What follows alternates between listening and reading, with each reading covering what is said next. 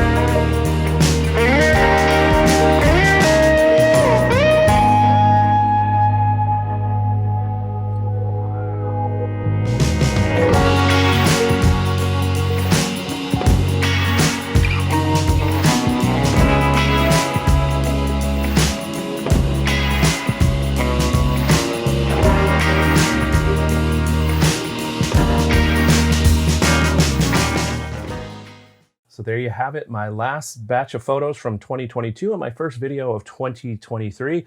As always, I invite your comments and feedback. I'm going to share a few of my thoughts and we'll go from there. So the first thought I have is I had a lot of fun just limiting myself, placing a constraint, a limitation, by using just the 30mm macro lens as both a macro and a normal view lens. So I really enjoyed that. That was a bit of a challenge. It took my brain a little while to get into it.